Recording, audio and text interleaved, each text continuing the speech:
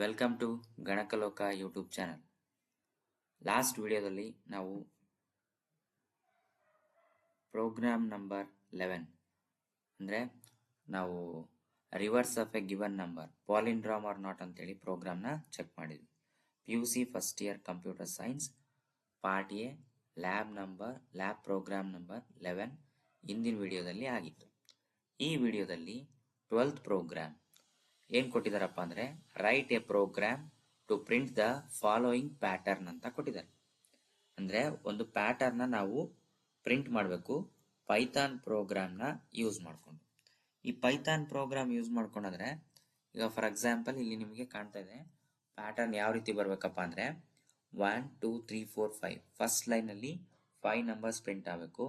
Next second ರೋದಲ್ಲಿ 4 numbers, next third ರೋದಲ್ಲಿ 3 numbers, next 2 numbers, next 1 numbers. ಈ ಥರ ನಮಗೆ ಪ್ಯಾಟರ್ನು ಪ್ರಿಂಟ್ ಆಗಬೇಕು. ಈ ಥರ ಪ್ಯಾಟರ್ನ್ ಪ್ರಿಂಟ್ ಆಗಬೇಕಂದ್ರೆ ನಾವು ಪೈಥಾನ್ನಲ್ಲಿ ಪ್ರೋಗ್ರಾಮ್ನ ಯಾವ ರೀತಿ ಬರಿತೀವಿ ಅನ್ನೋದನ್ನ ನೋಡೋಣ. ಈಗ ಫಸ್ಟಿಗೆ ಫಾರ್ ಎಕ್ಸಾಂಪಲ್ ಅವರು ಕೊಟ್ಟಿರೋದು ಇದೇ ಪ್ಯಾಟರ್ನ್ ಕೊಟ್ಟಿರೋದ್ರಿಂದ ಇಲ್ಲಿ ಟೋಟಲ್ ನಂಬರ್ ಆಫ್ ರೋಸ್ ಎಷ್ಟಿದ್ದಾವೆ? 5 ರೋಸ್ ಇದಾವೆ. ಹಂಗಾಗಿ ನಾನು ಈ ಪ್ಯಾಟರ್ನ ಡಿಲೀಟ್ ಮಾಡ್ತೀನಿ ಫಸ್ಟು, ಅಥವಾ ನಾನು ಹ್ಯಾಶ್ ಸಿಂಬಲ್ ಯೂಸ್ ಮಾಡಿಕೊಂಡು ಬರಿಬೋದಾಗಿತ್ತು, ಅದು ಬೇಕಾಗಿಲ್ಲ. ಇಲ್ಲೇನು ಮಾಡ್ತೀನಿ ಅಂದರೆ ಫಸ್ಟು ಅವ್ರು ಕೊಟ್ಟಿರೋ ಪ್ಯಾಟರ್ನಲ್ಲಿ ರೋಸು 5 ಇರೋದ್ರಿಂದ R=5 ಅಂತ ತಗೊಳ್ತೀನಿ. R=5 ಅಂದರೆ ರೋಸು 5 ಇದೆ ಅಂತ ಅರ್ಥ. ನೆಕ್ಸ್ಟ್ ಏನು ಮಾಡಬೇಕು? ಅವು ನಂಬರ್ಸ್ ಪ್ರಿಂಟ್ ಆಗಬೇಕಲ್ಲ, ನಂಬರ್ಸ್ ಪ್ರಿಂಟ್ ಆಗಬೇಕಾಗಿರೋದ್ರಿಂದ ನಾವು ಲೂಪಿಂಗ್ ಸ್ಟೇಟ್ಮೆಂಟ್ನ ಯೂಸ್ ಮಾಡ್ತೀವಿ. ಲೂಪಿಂಗ್ ಸ್ಟೇಟ್ಮೆಂಟಲ್ಲಿ ಫಸ್ಟಿಗೆ ಫಾರ್ ಅಂದರೆ ಒಂದು ಲೂಪ್ ತೊಗೊತೀವಿ, for I in range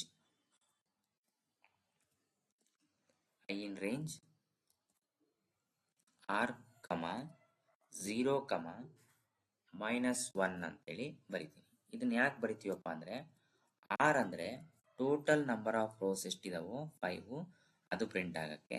next ಅದಾದಮೇಲೆ 0 ತೊಗೊಂಡಿವಿ, ಸ್ಟಾರ್ಟ್ ಇಂಡೆಕ್ಸು, ಸ್ಟಾಪ್ ಇಂಡೆಕ್ಸು ಮತ್ತು -1 ಅಂದರೆ ನೆಕ್ಸ್ಟ್ ರೋದಲ್ಲಿ ಒಂದು ಡಿಜಿಟ್ ಕಡಿಮೆ ಆಗಬೇಕಂದ್ರೆ ಫಸ್ಟ್ ರೋದಲ್ಲಿ 5 ಇರ್ತವೆ, ಸೆಕೆಂಡ್ ರೋದಲ್ಲಿ 4, ನೆಕ್ಸ್ಟ್ ಥರ್ಡ್ ರೋದಲ್ಲಿ 3 ಬರ್ತಾವಲ್ಲ, ಹಂಗಾಗಿ ಅದನ್ನ -1 ಅಂತೇಳಿ ತೊಗೊಂಡಿದ್ದೀವಿ. ನೆಕ್ಸ್ಟ್ ಏನು ಮಾಡ್ತೀವಿ ಅಂದರೆ ನೆಕ್ಸ್ಟು ಇನ್ನೊಂದು ಫಾರ್ ಲೂಪ್ ತೊಗೊತೀನಿ. ಇದು ಫಾರ್ ರೋಸ್ ಪ್ರಿಂಟ್ ಆಗಕ್ಕೆ. ಅದೇ ರೀತಿ ಫಾರ್ ಜೆ ಇನ್ ರೇಂಜ್ ಅಂದರೆ ಜೆ ವ್ಯಾಲ್ಯೂ ಯಾವುದಂದ್ರೆ ನಾವು ಕಾಲಮ್ಸ್ ಪ್ರಿಂಟ್ ಮಾಡೋಕ್ಕೆ 1, I+1, 1, I+1, 1 ಅಂತ ಬರೆದು ಕೋಲನ್ನ ಬರಿತೀನಿ. ನಿಮ್ಗೆ ಆಲ್ರೆಡಿ ಗೊತ್ತಿದೆ, ನಾವು ಯಾವುದೇ ಇಫ್ ಸ್ಟೇಟ್ಮೆಂಟ್ ಬರಲಿ, ಲೂಪಿಂಗ್ ಸ್ಟೇಟ್ಮೆಂಟ್ ಬರಲಿ, ಲಾಸ್ಟಿಗೆ ಎಂಡ್ ಆಫ್ ದ ಸ್ಟೇಟ್ಮೆಂಟು ಕೋಲನ್ನು ಬರಲೇಬೇಕು. ಈಗ ನೆಕ್ಸ್ಟ್ ಏನು ಮಾಡ್ತೀನಪ್ಪ ಅಂದರೆ ನೆಕ್ಸ್ಟು ಜೆ ವ್ಯಾಲ್ಯೂನ ಪ್ರಿಂಟ್ ಮಾಡ್ತೀನಿ. ಪ್ರಿಂಟ್ ಅಂದರೆ ಇದೇನಾಯಿತು ಅಲ್ಲಿವರೆಗೂ ಅಂದರೆ R, 0, -1, 1, I+1, 1 ಇದು ಪ್ರಿಂಟ್ ಆಯಿತು. ನೆಕ್ಸ್ಟ್ ಏನು ಮಾಡ್ತೀನಿ? J value print J, end ಅಂದರೆ ನಾವು ಒಂದು ಫಸ್ಟ್ ಸ್ಟಾರ್ಟಿಂಗು ಒಂದು ಡಿಜಿಟ್ ಪ್ರಿಂಟ್ ಆದಮೇಲೆ ನಮಗೆ ಒಂದು ಕೋಲನ್ ಅಥವಾ ಒಂದು ಸ್ಪೇಸ್ ಬಿಡಲಿ ಅನ್ನೋದಕ್ಕೋಸ್ಕರ ನಾವು ಏನು ಮಾಡ್ತೀವಿ? ಎಂಡ್ ಅಂತ ಬರಿತೀವಿ. ಎಂಡ್ ಸಿಂಗಲ್ ಕೋಟು, ಸ್ಪೇಸ್ ಬಿಟ್ಟು ಸಿಂಗಲ್ ಕೋಟ್ ಬರೀತೀವಿ. ಇಷ್ಟು.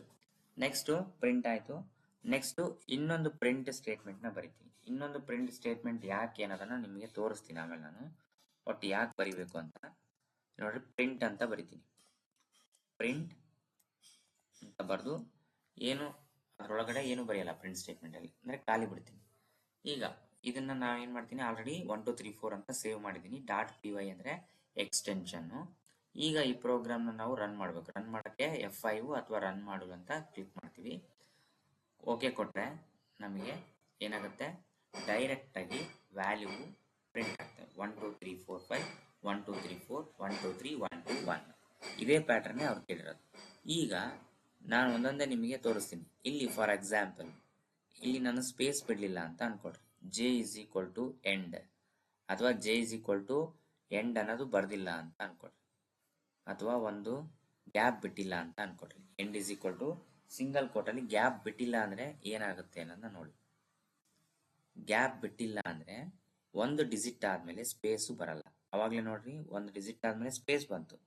ಇಲ್ಲಿ ನಾವು ಒಂದು ಡಿಜಿಟ್ ಆದಮೇಲೆ ಸ್ಪೇಸ್ ಬೇಡಪ್ಪ ಅಂದರೆ ನಾವಲ್ಲಿ ಗ್ಯಾಪ್ ಬಿಡೋ ಅವಶ್ಯಕತೆ ಇಲ್ಲ. ಒಂದು ಅದಾದಮೇಲೆ ಇಲ್ಲಿ ಕೆಳಗಡೆ ಈ ಪ್ರಿಂಟ್ ಸ್ಟೇಟ್ಮೆಂಟ್ನ ಬರ್ದಿಲ್ಲ ಅಂತ ಅನ್ಕೊಡ್ರಿ. ಈ ಪ್ರಿಂಟ್ ಸ್ಟೇಟ್ಮೆಂಟ್ನ ನಾನು ಬರ್ದಿಲ್ಲ ಅಂದರೆ ಹ್ಯಾಶ್ ಸಿಂಬಲ್ ಯೂಸ್ ಮಾಡಿದರೆ ಅದು ಕಮೆಂಟ್ ಲೈನ್ ಆಗುತ್ತೆ, ಅಂದರೆ ಆ ಸ್ಟೇಟ್ಮೆಂಟು ಪ್ರಿಂಟ್ ಆಗಲ್ಲ. ಹೌದಾ? ಹಂಗಾಗಿ ಇದನ್ನ ರನ್ ಅಂತ ಕೊಟ್ಟು ನೋಡ್ರಿ. ರನ್ ಅಂತ ಕೊಟ್ರೆ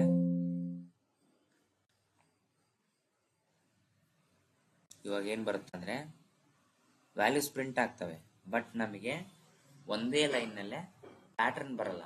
1 2 3 4 5 1 2 3 4 1 2 3 1 2 1 ಅಂತೇಳಿ ನಮಗೆ ಒಂದೇ ರೋದಲ್ಲೇ ಪ್ರಿಂಟ್ ಆಗುತ್ತೆ. ಬಟ್ ಪ್ಯಾಟರ್ನ್ ಬರಬೇಕಪ್ಪ ಅಂದರೆ ಆ ಪ್ಯಾಟರ್ನು ಪ್ರಿಂಟ್ ಅಂತೇಳಿ ನಾವು ಬರೀಲೇಬೇಕು. ಪ್ರಿಂಟ್ ಅನ್ನೋದಿಲ್ಲ ನೋಡ್ರಿ, ಪ್ರಿಂಟ್ ಅನ್ನೋದು ನಾವು ಬರ್ದಿವಿ ಅಂತ ಅನ್ಕೊಡ್ರಿ. ರನ್ ಮಾಡಲ್ ಕೊಟ್ಟರೆ, ಓಕೆ ಕೊಟ್ಟರೆ ಇಲ್ಲಿ ಪ್ಯಾಟರ್ನು ಬರುತ್ತೆ. ಅದೇ ರೀತಿ ಇಲ್ಲಿ ನಾವು ಬೇಕಿದ್ರೆ ಇಲ್ಲಿ /t ಅಂತ ಕೊಡ್ಬೋದು. /t ಅಂತ ಕೊಟ್ಟರೆ ಟ್ಯಾಬ್ ಯೂಸ್ ಮಾಡಿಕೊಂಡು ಟ್ಯಾಬ್ ಆಗುತ್ತೆ. ರನ್ ಮಾಡಲ್ ಕೊಟ್ಟರೆ ನಮಗೆ ಈ ಥರ ಪ್ಯಾಟರ್ನ್ ಬರ್ತದೆ. ಟ್ಯಾಬ್ ಯೂಸ್ ಮಾಡಿದ್ರೆ ಭಾಳ ಆಗ್ತಾವೆ ಅಂದರೆ ಒಂದು ಸಿಂಗಲ್ ಸ್ಪೇಸ್ ಬಿಟ್ಟರೆ ಸಾಕು.